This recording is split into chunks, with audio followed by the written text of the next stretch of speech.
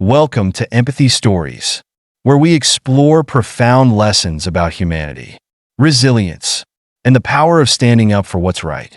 Today, we bring you the inspiring story of Madison Carter, a woman who faced quiet prejudice in a luxury boutique, but turned it into a movement for change that shook an industry. Stay tuned for an unforgettable journey of courage and compassion. The sun had just begun to rise over the lively streets of Chicago. Its soft light glinted off the tall glass skyscrapers, casting a golden glow on the avenues below. The city was already bustling with activity. Commuters hurried along the sidewalks, coffee in hand, as the hum of traffic and occasional honking of horns blended into a symphony of urban life. Nestled amidst the luxury of the downtown district, between chic cafes and upscale shops, stood a boutique renowned for its exclusivity. Its sleek black facade bore a gold-embossed name that was synonymous with unattainable luxury, a name whispered among the wealthy and sought after by those who aspired to be among them. Inside the boutique, the atmosphere was a world apart from the chaos of the city streets. Polished marble floors gleamed under the warm light of crystal chandeliers, while the faint scent of expensive candles lingered in the air. Every detail, from the muted tones of the decor to the carefully curated displays, screamed opulence. Mannequins adorned in couture outfits stood like sentinels, their silent presence exuding wealth and exclusivity. The staff moved with an almost choreographed grace, their whispers barely audible, their smiles trained and polite. Madison Carter, a woman known for her grace and quiet strength, stepped into this sanctuary of luxury with an understated air.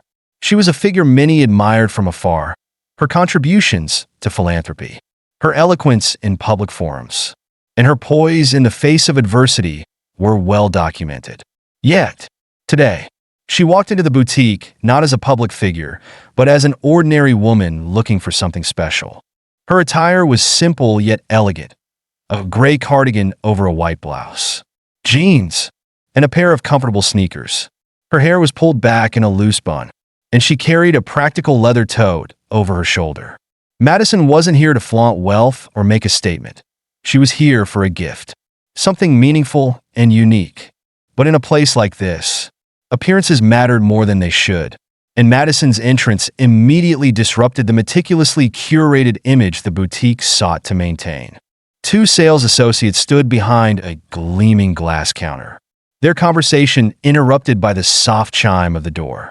One of them, a man in his early 30s, glanced up and immediately took in Madison's casual appearance. His practiced smile faltered for a fraction of a second, and he exchanged a quick look with his colleague, a woman with sharp cheekbones and an equally sharp demeanor. There was an unspoken agreement between them. This customer didn't belong. Madison moved through the boutique with quiet confidence, her eyes scanning the displays with genuine interest. She paused in front of a case housing an array of handbags, each more ornate than the last. One in particular caught her eye, a sleek emerald green bag with gold accents. It was understated yet striking, a perfect balance of elegance and functionality. As Madison admired the bag, the male associate approached her, his smile polished but insincere. "Good morning," he said, his tone overly formal. "May I assist you with something today?" Madison returned his smile warmly. "Good morning. Yes, I'm looking for a special gift, something elegant but meaningful. Perhaps a handbag or a piece of jewelry." The man's eyes flickered to her sneakers, a subtle but telling gesture that betrayed his judgment. He hesitated before responding, his smile tightening. "Of course, our collection is very exclusive. May I ask what sort of budget you're working with?" The question, though seemingly innocuous, carried an undercurrent of doubt. It was the kind of question meant to subtly remind someone of their place, or, in this case, their perceived lack of one. Madison's expression remained steady, her calm demeanor unshaken. "I prefer to see the collection first," she replied evenly. "Then we can discuss specifics." "Of course," the man repeated, stepping aside with a rehearsed flourish. But there was a slight edge to his tone, a hint of condescension that Madison chose to ignore. As she browsed, Madison could feel the weight of their stares. The staff's hushed whispers and barely veiled glances were impossible to miss. It wasn't the first time she had been underestimated, and she knew it wouldn't be the last. Still, the subtle hostility stung. She paused in front of the emerald handbag once more, gesturing to it. "This one," she said. "May I see it?" The male associate retrieved the bag with deliberate care, placing it on the counter in front of her. As he did, the female associate with the sharp cheekbones approached, clipboard in hand. Her gaze swept over Madison in a quick, appraising glance before she whispered something to her colleague. "This piece is from our limited edition collection," the man explained, his tone shifting slightly. "It's priced at $75,000.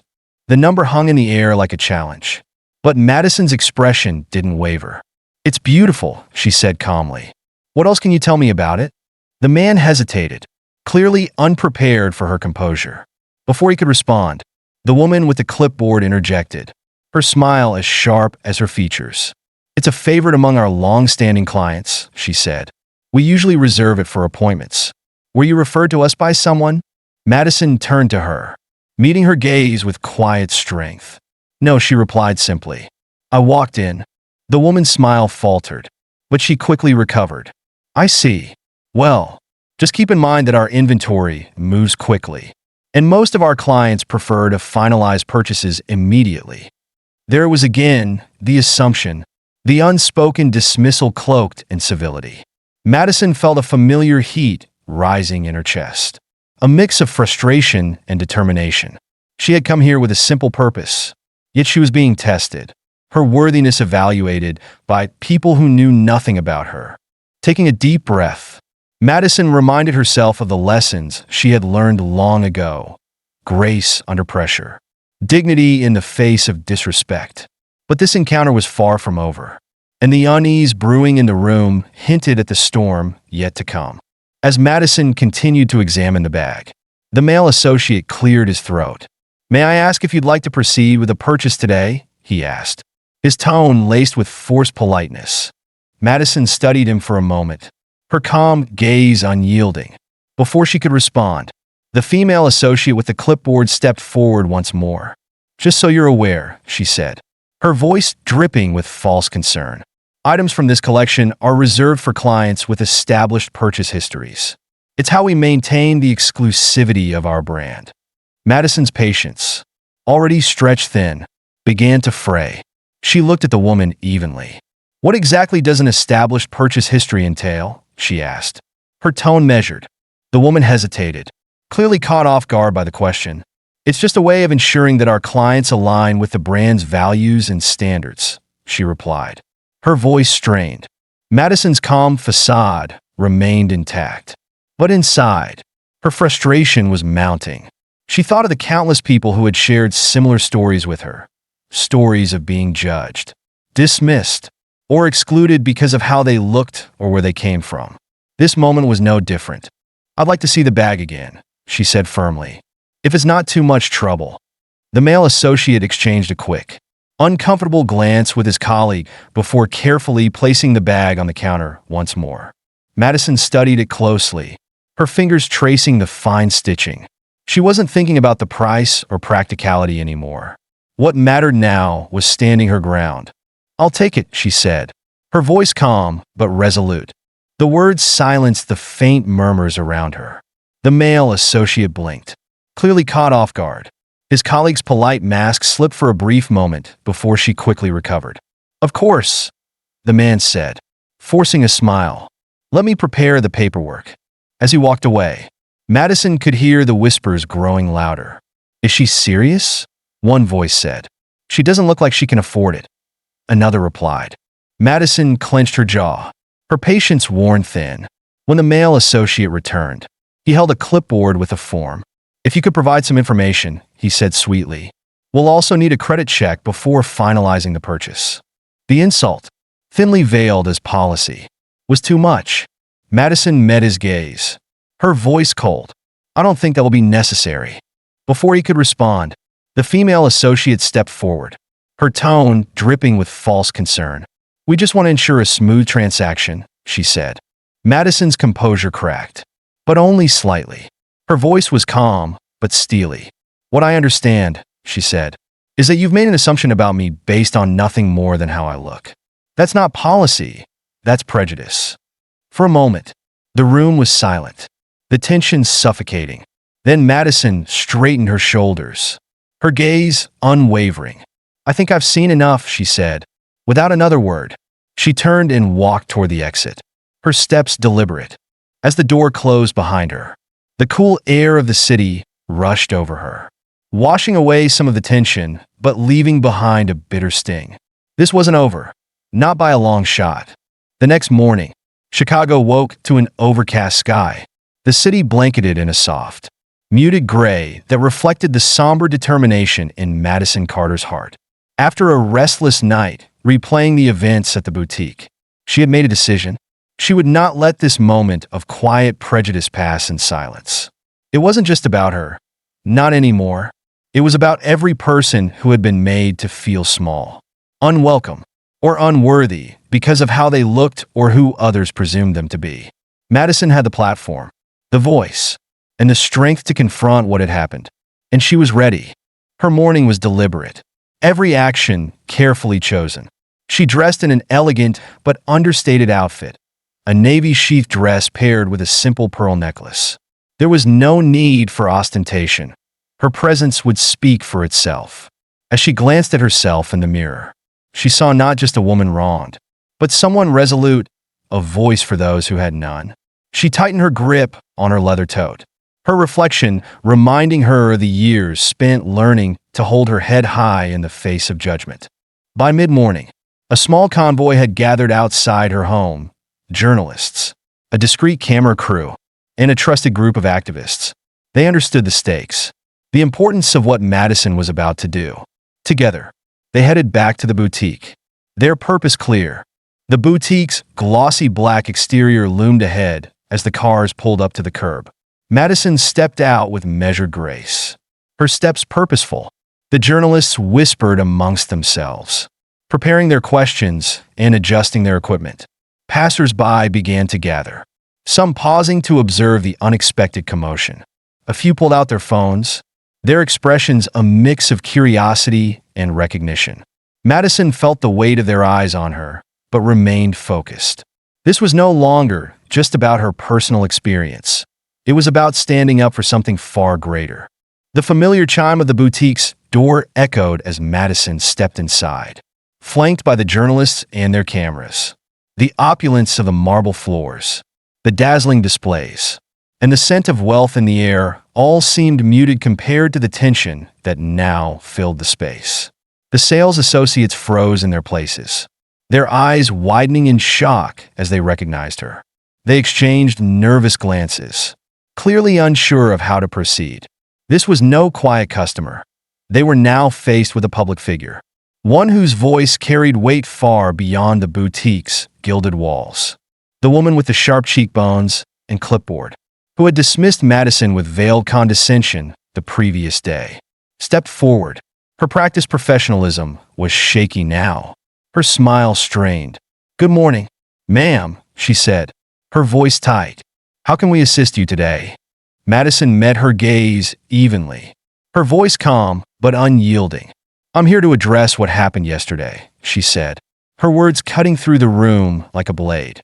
"It's important that people see how businesses like yours treat their customers, how you judge people based on preconceived notions rather than treating them with respect." The woman's smile faltered, replaced by a flicker of fear. "I'm not sure what you mean," she replied defensively. "We treat all of our customers with the utmost respect."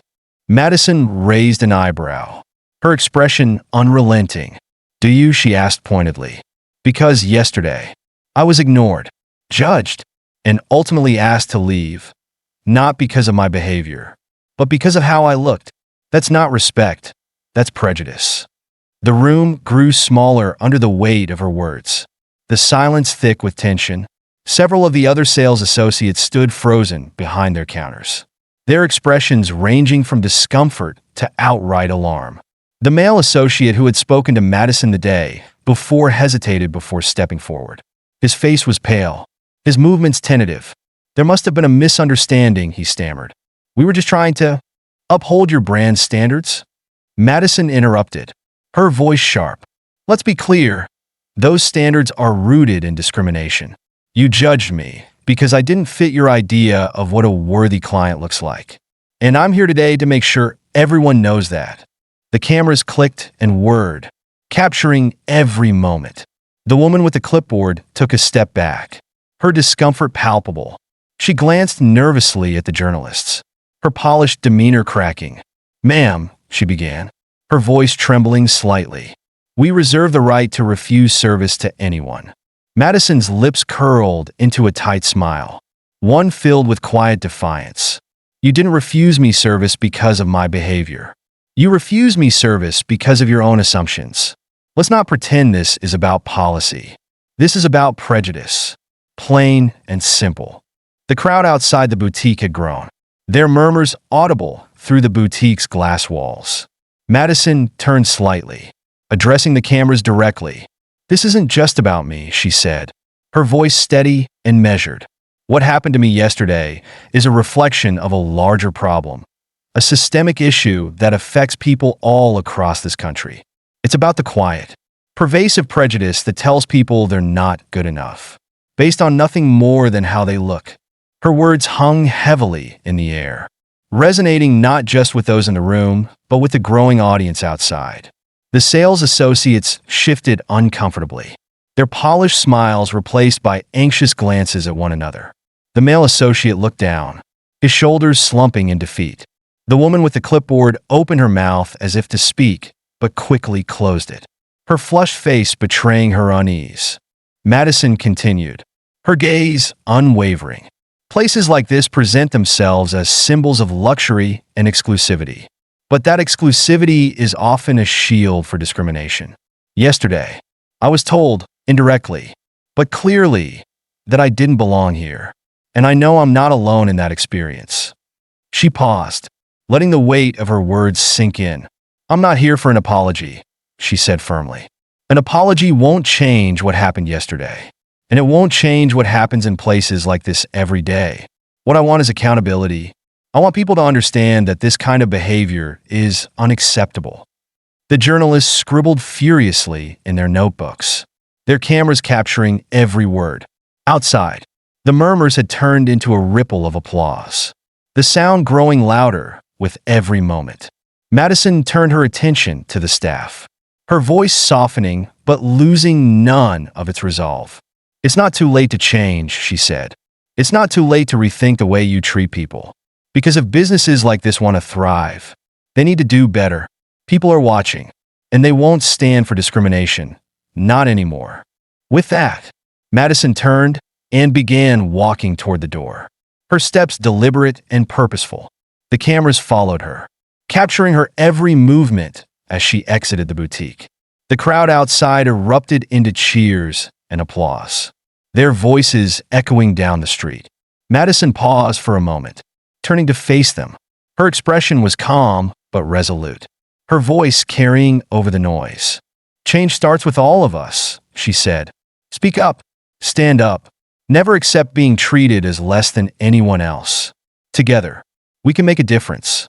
The applause grew louder, a wave of support that filled the air.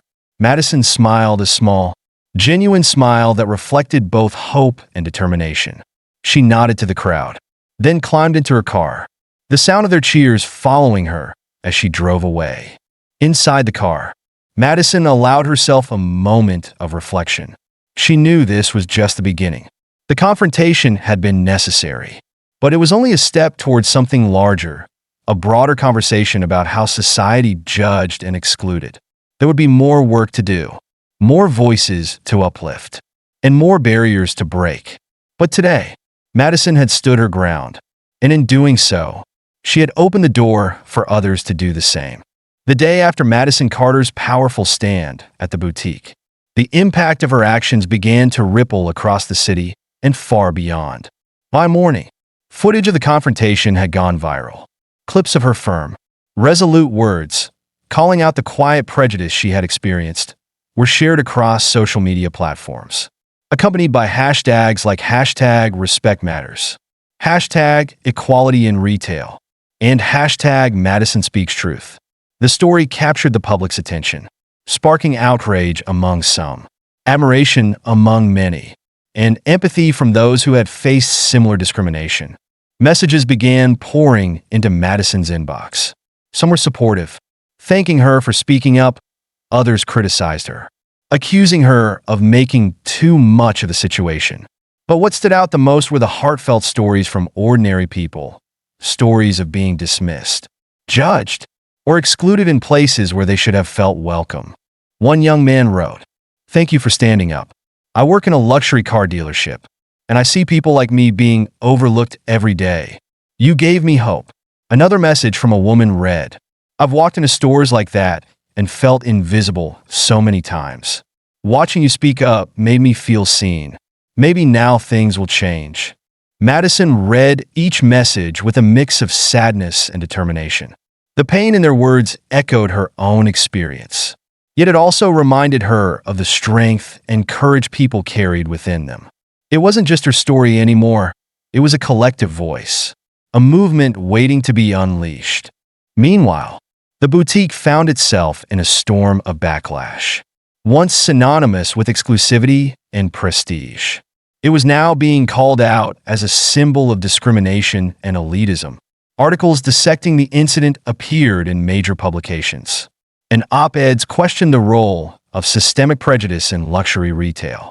The boutique's management was quick to issue a public apology, promising a thorough review of their policies and a commitment to creating an inclusive environment.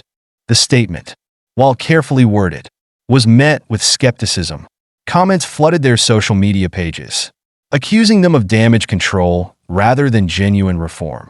"Words mean nothing without action," one commenter wrote. "Show us the change, or your promises mean nothing." Madison, meanwhile, was already thinking about how to channel the momentum into meaningful action. She contacted a trusted journalist she had worked with before and proposed an idea: a public forum to discuss discrimination in retail and consumer spaces.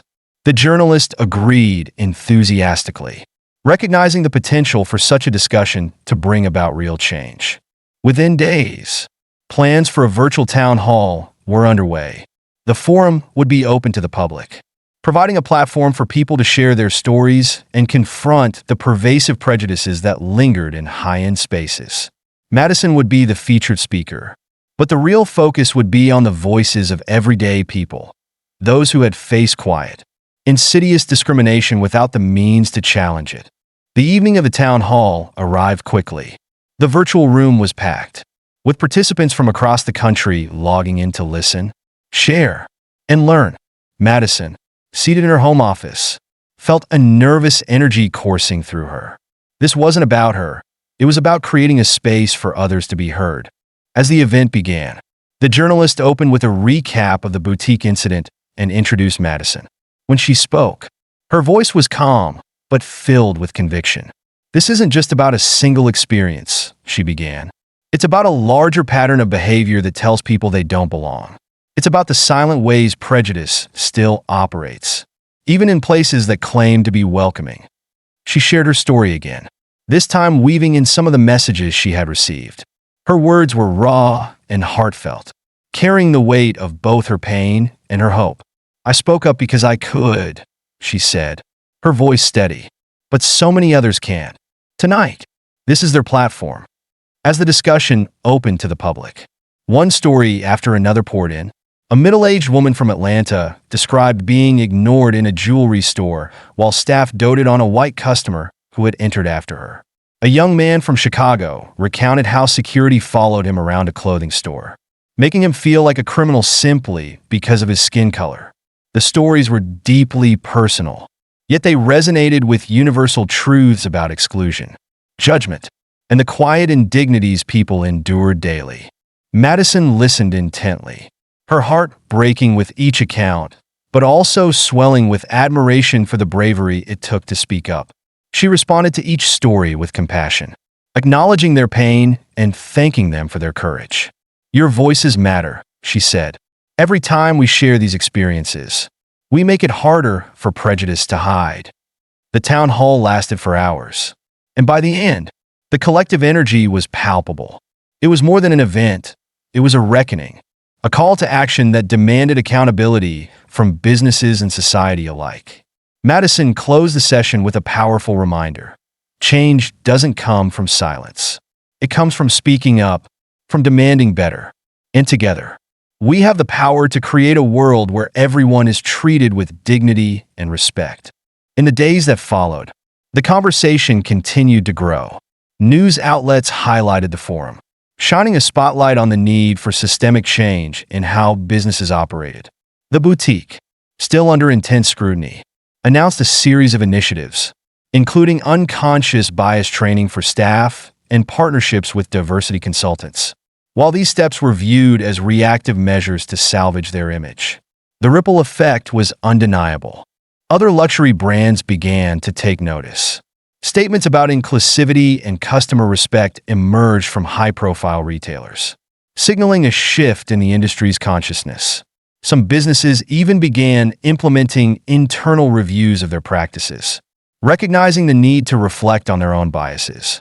For Madison, the movement was both encouraging and sobering. She knew real change required more than promises and policies. It demanded a cultural shift, a re-examination of the very idea of exclusivity that often thrived on exclusion. But she also knew that the conversation had started, and people were paying attention. Sitting in her office one quiet afternoon, Madison drafted a post for her social media. She wrote about the journey, the messages she had received, and the hope she felt for a better future. When we speak up, she wrote, we make it harder for prejudice to thrive. This isn't about one incident. It's about the kind of world we want to create. Together, we can demand better. Together, we can make a difference. As she hit post, the reactions came flooding in. Likes, shares, and comments poured across her screen, amplifying her voice to an even wider audience. Madison leaned back in her chair, a sense of calm settling over her. She knew the road ahead would be long, filled with challenges and setbacks. But today, progress had been made. She thought of the voices she had heard during the town hall, the pain, the courage, and the hope they carried. Change was never easy. It was slow, often frustrating, and always uncertain. Yet, in those voices, she found the strength to keep moving forward. For Madison, this was not the end. It was a beginning, a step toward a future where everyone, regardless of their appearance or background, could walk into any space and be treated with the respect they deserved. And for now, that was enough. Thank you for joining us on Empathy Stories to witness Madison Carter's incredible stand for equality and dignity. Her journey reminds us that real change starts with speaking up and demanding better. If this story resonated with you, please like, share, and subscribe to our channel for more powerful stories that inspire action and empathy. Together, we can create a world where everyone is seen, heard, and respected. See you next time.